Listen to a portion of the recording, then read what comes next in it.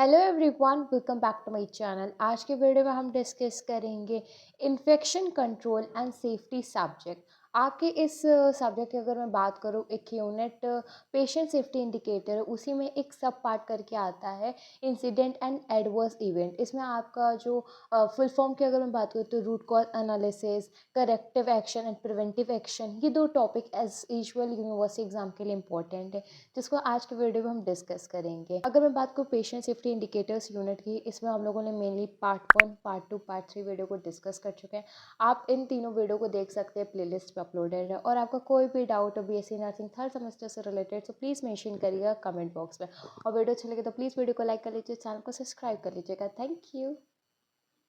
Incident and adverse event जो आपका आता है वो पेशेंट सेफ्टी इंडिकेटर्स यूनिट में ही है, बट ठाकुर पब्लिकेशन बुक में इसको एक अलग यूनिट में, मतलब सेपरेट यूनिट में करके दिया है, तो उसमें आप कंफ्यूज मत होइएगा। अगर मैं बात करूँ इंसिडेंट एंड एडवर्स इवेंट की, तो आपके सिलेबस में तीन चीज़ मेंशन है। एक है RCA, जिसको हम लोग कहते हैं रूट कॉज एनालिसिस। एक है आपका CAPA, जिसको हम लोग करेक्टिव एक्शन प्रिवेंटिव एक्शन कहते हैं। फिर आपका आता है रिपोर्ट राइटिंग। अगर मैं बात करूँ रिपोर्ट राइटिंग की, तो वो आपने फाउंडेशन ऑफ नर्सिंग सब्जेक्ट में पढ़ा होगा, जिसमें आपने रिपोर्ट्स पढ़ा था, टाइप्स ऑफ रिपोर्ट पढ़ा था, रिकॉर्डिंग पढ़ा था, टाइप्स ऑफ रिकॉर्डिंग पढ़े थे, साथ में आपने कम्युनिकेशन पढ़ा था। तो ये सारी चीज़ आपको फाउंडेशन में मतलब पढ़े हो तो आपको आइडिया है, और साथ में आपको पता है कि कैसे उसको लिखते हैं, तो आप उसी तरीके से रिपोर्ट राइटिंग को लिखेंगे। आज की वीडियो में हम लोग डिस्कस करेंगे रूट कॉज एनालिसिस को और आपका corrective action and preventive action को। तो सबसे पहले हम बात करते हैं इंसिडेंट एंड एडवर्स इवेंट की। तो आपका इंट्रोडक्शन है, an event that cause unintended harm to the patient by an act of commission and omission rather than by underlying disease or condition of the patient is defined as adverse event. Adverse event क्या है? ऐसा कोई case आपके ward में या फिर hospital में generate होगा जिसमें जो पेशेंट है उसको कोई भी डिजीज़ कंडीशन नहीं होगी या कोई भी ऐसा कॉज नहीं होगा जिसकी वजह से वो है, लेकिन वहाँ पे आपको ऐसा पेशेंट पे हार्म देखने को मिलेगा जो आपका एक एडवर्स इवेंट में आता है। आप जब dedicated intentional adverse event system में आते हो, तब आप डेवलप करते हो बहुत ज़्यादा फैक्ट्स एज वट इवेंट के, जो कॉमनली आपको देखने को मिलेंगे कि कैसा पुअर डिज़ाइन है हेल्थ केयर डिलीवरी सिस्टम का। आपने भी ये चीज़ एक बार तो ज़रूर ऑब्जर्व करी होगी अपने क्लिनिकल पोस्टिंग में।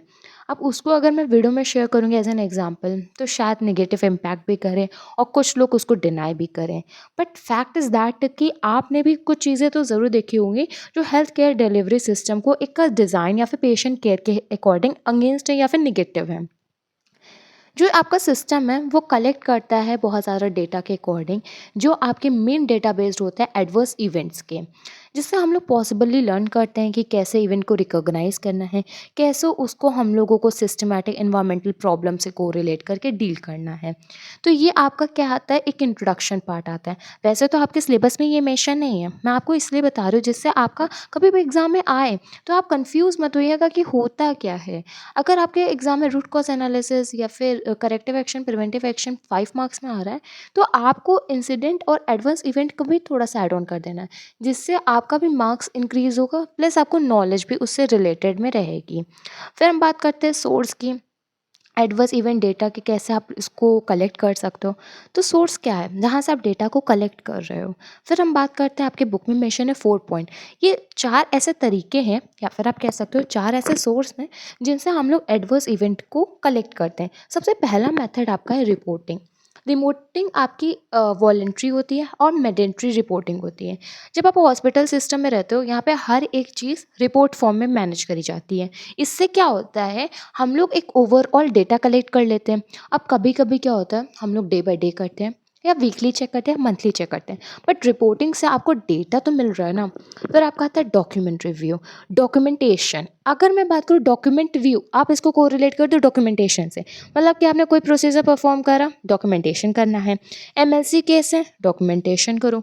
पेशेंट के वाइटल्स हैं, डॉक्यूमेंटेशन करो। चार्ट मेंटेन करना है, डॉक्यूमेंटेशन करो। कोई रिपोर्ट, कोई डेटा, कोई मेडिकल या लैब इन्वेस्टिगेशन है, डॉक्यूमेंटेशन करो। कोई भी सर्टिफिकेट्स है, डॉक्यूमेंटेशन करो।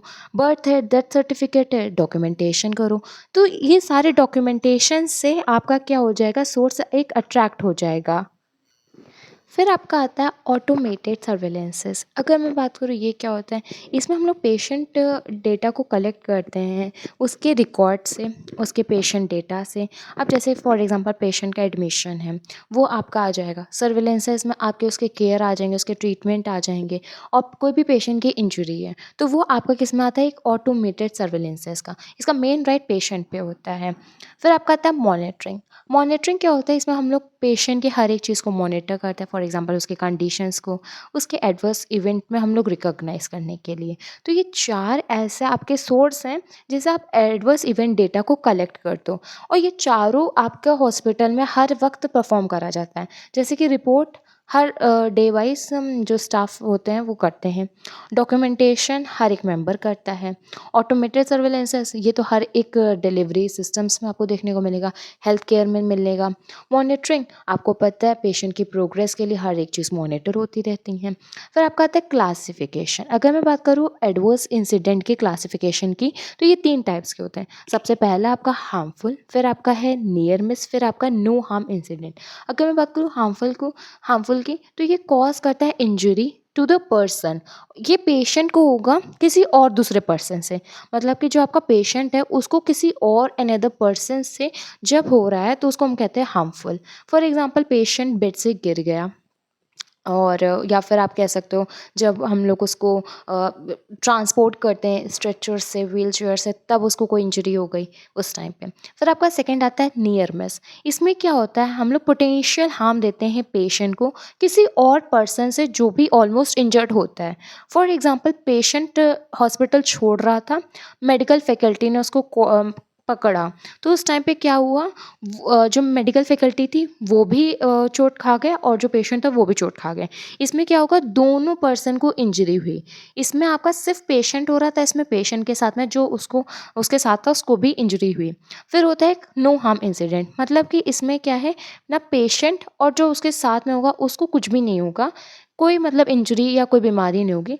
जो लेकिन इस टाइम पे उसको इंजरी ऐसा नहीं होगी, और पोटेंशियल इंजरी आपको मिल सकती है। फॉर एग्जांपल जो पेशेंट है उसको हम लोग ट्रांसफ्यूजन कर रहे थे ब्लड एक दूसरे पेशेंट से, लेकिन कोई हार्मफुल इफेक्ट नहीं आया। जो भी आपको कंपैक्टेबिलिटी थी उसको हम लोगों ने रिपोर्ट में लिख लिया। तो ऐसे कोई इंजरी नहीं हुई, एक पर्सन का हमने लोगों ने ब्लड लिया, दूसरे पर्सन में ट्रांसफ्यूज़ कर दिया, कोई रिएक्शन नहीं हो, कोई इलनेस नहीं आया, दोनों पर्सन एकदम ठीक हैं, चकाचक हैं। तो क्या हुआ, रिपोर्ट हम लोगों ने कर दिया ब्लड कॉम्पैक्टेबिलिटी में, लेकिन कोई हार्म नहीं हुआ। फिर आपका आता है रूट कॉज एनालिसिस। अगर मैं बात करूँ आरसीएम, कभी कभी वेरी शॉर्ट में आ जाता है, इसका फुल फॉर्म है रूट कॉज एनालिसिस। अगर मैं बात करूँ रूट कॉज एनालिसिस की, तो ये कलेक्शन होता है प्रॉब्लम का जिसको हम लोग सॉल्व करते हैं। एक मैंने जनरल भाषा में कहा, अगर ये वन लाइन में आया तो ये कलेक्शन होता है प्रॉब्लम सॉल्विंग मेथड का। आप जो भी प्रॉब्लम देख रहे हो उसको कैसे सॉल्व करते हैं, कितने आपके मेथड्स होते हैं, उन सबको आप कलेक्टिवली देखते हो, तो वो आपका आता है रूट कॉज एनालिसिस में। इसका मेन और रियल कॉज है कि ये वर्क करता है क्वालिटी पे। ये आपका डिफाइन करता है, इसकी definition, root cause can be defined as an underlying of fundamental cause of a non conformance, defect और फेलियर। अगर मैं बात करूँ कोई भी ऐसे फंडामेंटल कॉज है जिसकी वजह से आपको हार्म हो रहा है, तो वो आपका रूट कॉज एनालिसिस में आता है। इसको हम लोग प्रिवेंट करते हैं बहुत सारे इंटरवेंशंस के साथ, करेक्टिव एक्शंस के साथ।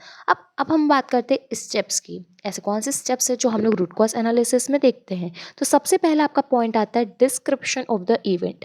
मतलब कोई भी ऐसा केस होगा उसका हम लोग डिस्क्रिप्टिव मैनर देखेंगे, डिस्क्राइब्ड करेंगे उसको डिटेल में। अब डिटेल में देखने के लिए हम सबसे पहले उसका टाइम देखते हैं, उस टाइम देखने के बाद में उसका ड्यूरेशन देखते हैं, आवर्स में, वीकेंड में। फिर कौन सा एरिया अफेक्ट हुआ है उसको देखते हैं, फिर कैसी इंजरी है वो देखते हैं। तो अगर कभी भी आए तो उसको हमेशा हम लोगों को पता होना चाहिए कि किस तरीके से रह रहा है। तो इसकी ट्रिक होती है टी पाई, मतलब डिस्क्रिप्शन में टी पाई। अब जब डेथ पास आ रही थी, मतलब डिस्क्रिप्टिव का डी, जब डेथ पास आ रही थी तो हम लोग टिपाए मतलब तड़प रहे थे। तो टी का आता है टाइम, पी से आपका आता है कि आपने कितना फेज लिया, कितना टाइम लिया उस टाइप से। ए से आपका अफेक्टेड एरिया आता है, आई से आपकी इंजरी आती है।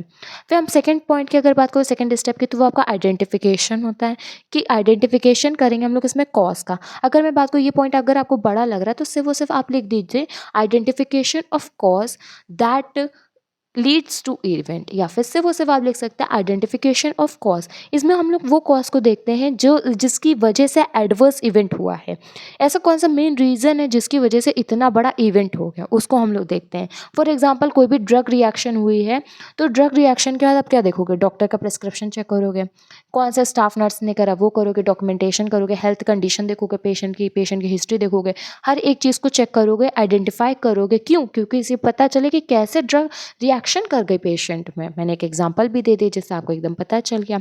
फिर आपका आता है आइडेंटिफिकेशन ऑफ कंट्रीब्यूटिंग फैक्टर। अब ऐसे कौन से फैक्टर हैं जिसने एडवर्स इफेक्ट के कॉज में हेल्प करा। फॉर एग्जांपल इसमें आपका एक प्रॉब्लम आई कि पेशेंट की हिस्ट्री थी कि उसको ओपियोइड्स ड्रग से एलर्जी थी, लेकिन हमें ओपियोइड्स ड्रग देनी थी और ये प्रिस्क्रिप्शन में था, तो स्टाफ नर्स ने ओपियोइड्स ड्रग को दे दिया। अब हम लोग ऐसे फैक्टर्स देखेंगे जिस फैक्टर से ये इवेंट अकर हुआ है। तो कॉज हमें पता चल गया। अब कॉज में ऐसे कौन कौन से फैक्टर थे। फैक्टर, हम लोगों ने कलेक्शन नहीं करा हिस्ट्री का। दूसरा, हम लोगों ने प्रिस्क्रिप्शन को चेक करने के बाद में पेशेंट से मतलब इसके बारे में डिस्कस नहीं करा, पेशेंट को बताया नहीं कि हम उनको ओपियोइड्स ड्रग देने चाह रहे हैं, पेशेंट को हम लोगों ने पूरी नॉलेज नहीं शेयर करी। हाँ, जो पेशेंट का राइट है कि right to refuse to the drug, वो हम लोगों ने उससे छीना। तो ये सारे फैक्टर्स हैं जिनकी वजह से पेशेंट को आज को ड्रग एलर्जी देखने को मिला।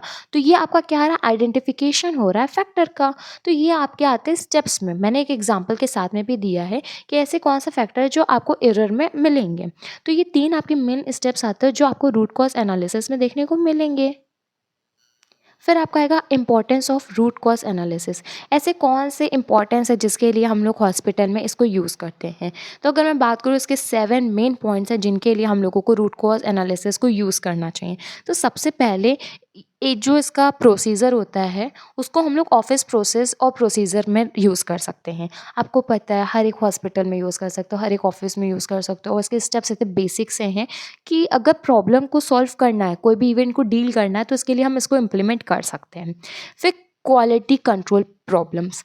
इसकी जो क्वालिटी है उसका मेन इफेक्ट क्या है, वो प्रॉब्लम्स को कंट्रोल कर पा रहे हैं, इसीलिए हम लोग रूट कॉज एनालिसिस को वर्क कर रहे हैं। मेन आप इसके नाम में देखिए, रूट कॉज एनालिसिस। कॉज का रूट तक जाएंगे, जड़ तक जाएंगे, पता लगाएंगे कि क्या कॉज है, उसको एनालाइज करेंगे और फिर उसे डील करेंगे। डील करने के बाद में जिस तरीके से वो हो रहा था उसको स्टॉप करेंगे, प्रिवेंट करेंगे इंजरी से। इससे हम लोग हेल्थ केयर इंसिडेंट को एनालाइज कर पा रहे हैं। अभी आपने देखा कि ड्रग एलर्जी थी तो हमने पेशेंट में एनालाइज करा, राइट।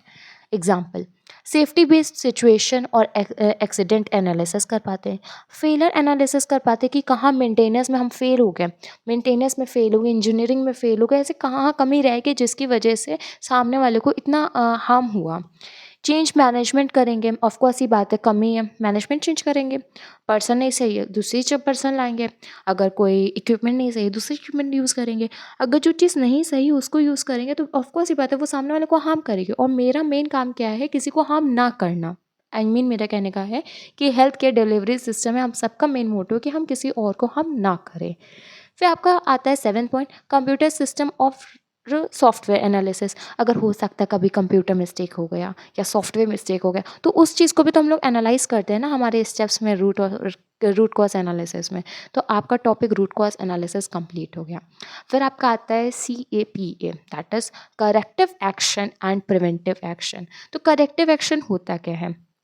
अगर मैं बात करूँ रूट कॉज को एक्सटेंड फॉर्म में जब आप देखोगे तो आपको ये देखने को मिलेगा। इसमें कुछ नहीं है, करेक्टिव एक्शन का जो आपका फर्स्ट गोल होता है कि रूट कॉज को एनालाइज करो, उसके इवेंट्स को देखो, एरर को देखो और उसको ठीक करो, बस। प्रिवेंटिव में क्या है, वो होने से पहले प्रिवेंट कर लो जिससे हम लोग हर एक इंजरी को प्रिवेंट कर सकें। मतलब कि अभी प्रॉब्लम हुई नहीं है, आपको पता है कि हो सकती है, बस उस प्रॉब्लम को प्रिवेंट कर लो। मेन इनका ये होता है। अब मैं आपको एग्जांपल के तौर से बताती हूँ। ये पहला आपका है करेक्टिव एक्शन, दूसरा आपका प्रिवेंटिव एक्शन।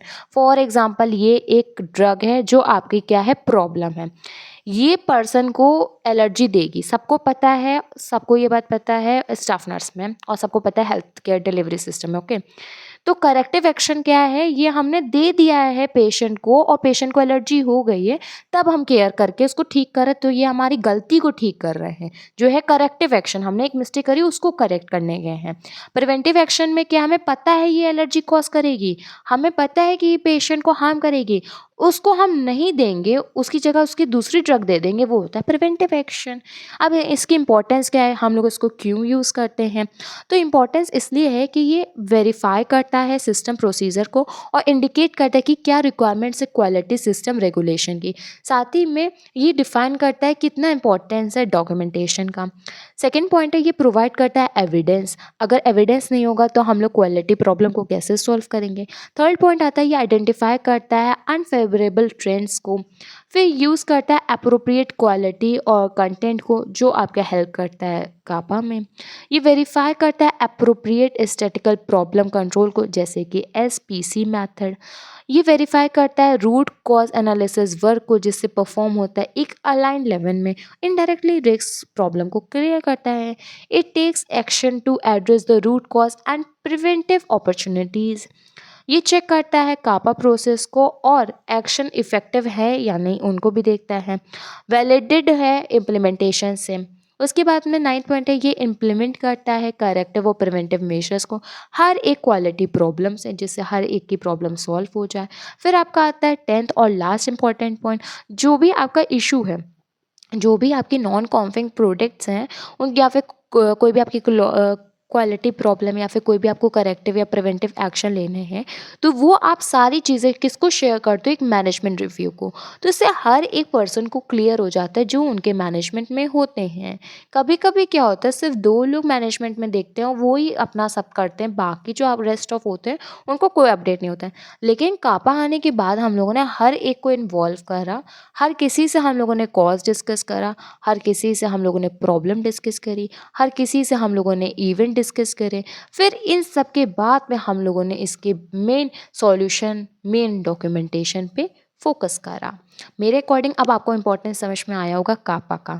फिर हम बात करते हैं इम्प्लीमेंटेशन। इम्प्लीमेंट कैसे करेंगे, तो कापा को इम्प्लीमेंट करना है तो उसके लिए आपका क्वालिटी आता है। Quality 19 steps for corrective action, ये आपके लिए इम्पॉर्टेंट है। तो करेक्टिव एक्शंस के लिए आपके टोटल 9 पॉइंट आएंगे, उनको आपको करना होता है। तो पहला कोई पॉइंट आता है जिसमें हमारा आता है 5Q।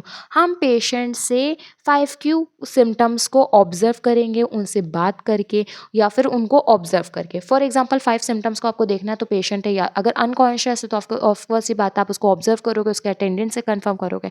अगर कॉन्शियस है तो उससे आप खुद क्वेश्चन करोगे। फिर 5 वाई, मतलब ऐसा प्रॉब्लम क्रिएट करना। फॉर एग्जाम्पल आपने सिम्टम्स देखा एलर्जी में रैशेस, तो इसमें जाके पूछोगे कि आपको रैशेस क्यों हुए, why you are having the rashes in your skin. फिर आपका थर्ड पॉइंट आता है कि आप पॉसिबल कॉजेज जो भी है उनको प्रॉब्लम स्टेटमेंट में बनाओगे। एक डायग्राम इसीलिए जिसको हम लोग फ्लो चार्ट भी कहते हैं, जिससे हम लोग प्रॉब्लम को सॉल्व कर सकें। थर्ड पॉइंट में बस आपका इतना ही रहता है। फिर आपका फोर्थ आता है जिसमें हम लोग इन्वेस्टिगेशन कहते हैं कि आपको रैशेस कब हुआ, किधर से आया, कैसे हुआ, आपको किसी ने मतलब ऐसी कोई दवा दी थी या पे कोई प्रोसीजर परफॉर्म करा था, मतलब एक एग्जांपल के थ्रू से, जिससे हम लोगों का एक बड़ा डेटा कलेक्ट होता है। बड़ा डेटा क्या कलेक्ट होता है, अब मैं फॉर एग्जांपल पर्सन से पूछूंगी आपको रैशेस ये कैसे हुए, तो वो खुद बताएंगे कि पहले तक तो ठीक था, लेकिन हमने एक दवा खा लाई गई थी जिसके बाद मेरे ये आ गए, तो मेरे को क्या पता चला कि एक मेडिसिन से इनको रैशेस आए। या फिर ये कह सकते हैं कि रैशेस हमको नहीं था, यहाँ पे आने के बाद में हम वॉशरूम गए, वॉशरूम यूज़ करते थे और उन्होंने कुछ खाया वाया भी नहीं, फिर भी हमको रैशेस हो रहा है। तो हम समझ सकते हैं कि हो सकता है कि इनको इन्फेक्शियस हो रहा है यहाँ के इन्वायरमेंट की वजह से।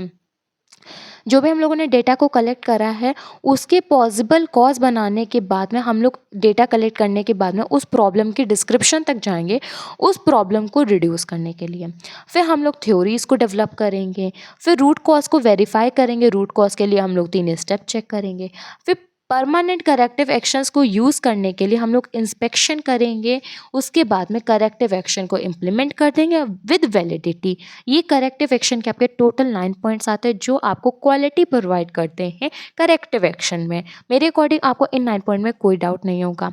9 पॉइंट में कुछ खास नहीं है। सबसे पहले आपसे कहा गया है कि आप 5Q मतलब कि आप सिम्टम्स को ऑब्जर्व करोगे या फिर कम्युनिकेट करके आप कलेक्ट करोगे। फिर पेशेंट से 5 वाई करोगे, पूछोगे कैसे, फिर प्रॉब्लम स्टेटमेंट को बनाओगे एज अ फ्लो चार्ट में, फिर उसको इन्वेस्टिगेशन करोगे, फिर प्रॉब्लम डिस्क्रिप्शन को रिड्यूस करोगे, फिर थ्योरीज डेवलप करोगे, रूट कॉज को वेरीफाई करोगे 3 steps of root cause analysis से। फिर परमानेंट करेक्टिव एक्शन को अगर आपको लाना है तो पहले तो हर एक प्रोसेस को देखो जो फेल ना हो जाए, क्योंकि अगर हमें एक्शन लाना है तो फेल उसका एकदम डिनाई हो। उसके बाद में जब एकदम चीज़ें सही हैं तो करेक्टिव एक्शन को पेशेंट पे इम्प्लीमेंट करो, हेल्थ केयर डिलीवरी सिस्टम पे इम्प्लीमेंट करो और वैलिडिटी सेट करो। ये था आपका करेक्टिव एक्शन। फिर हम बात करते हैं प्रिवेंटिव एक्शन की, तो इसमें आपके टोटल 6 पॉइंट्स आते हैं। सबसे पहले आप प्रॉब्लम स्टेटमेंट को कैप्चर कर लो। अब जब आप हिस्ट्री कलेक्ट करने गए या फिर सर्च करा कि ओपियोइड ड्रग से सबसे ज़्यादा एलर्जी हो रही है, तो आपके पास एक डेटा रखा था। बस उसके बाद में आपने रूट कॉज करा, मतलब कि 3 स्टेप्स अपने निकाले। उस सिस्टम्स के बाद आप प्रोसेस करोगे, देखोगे कि बेनिफिट कहाँ पे है, कौन सा ऐसा एक्शन यूज़ करें जिससे पेशेंट को भी बेनिफिट हो, अपन को भी बेनिफिट हो और किसी को कोई प्रॉब्लम भी ना हो। फिर हम लोग डॉक्यूमेंट्स करेंगे जो उससे अपडेशन हो, लेकिन ये लिमिटेड नहीं होता है, हर टाइम पे चेंज होता रहता है। इसमें आपके 3 आते हैं। एक होता है आपका फेमिया, जिसको हम लोग failure mode and effect analysis कहते हैं। फिर कंट्रोल प्लान मैथडोलॉजी आता है। फिर वर्क इंस्ट्रक्शन आता है। फिर इंफॉर्मेशन जो भी आप अचीव कर रहे हो उसको आप फ्यूचर रिट्राइवल में यूज़ करोगे। जब भी आपको इन्फॉर्मेशन की ज़रूरत होगी तब आप उसको यूज़ करके सपोर्टिव प्रोवाइड करोगे। फिर टीम एक्सपीरियंस को पब्लिश करोगे और क्लोजअप करके उसको इम्प्लीमेंट करोगे। प्रिवेंटिव एक्शन में क्या हम लोगों का मेन वर्क क्या होता है, अभी हुआ नहीं है उसको पहले से प्रिवेंट करना बस। रिपोर्ट राइटिंग आप फाउंडेशन ऑफ नर्सिंग में पढ़े होगे, आप एक बार उसका लेक्चर देख लो, आपको एकदम क्लियर हो जाएगा। सो इंसिडेंट और एडवर्स इवेंट में आपके 2 इंपॉर्टेंट यही टॉपिक थे, एक था आपका रूट कॉज एनालिसिस, एक था आपका corrective action and preventive action. So आज के लिए बस इतना ही। अगर आपका कोई भी डाउट हो वीडियो से रिलेटेड तो प्लीज़ मेंशन करिएगा कमेंट बॉक्स में। अगर वीडियो अच्छी लगे तो प्लीज़ वीडियो को लाइक कर लीजिए, चैनल को सब्सक्राइब कर लीजिए। Thank you.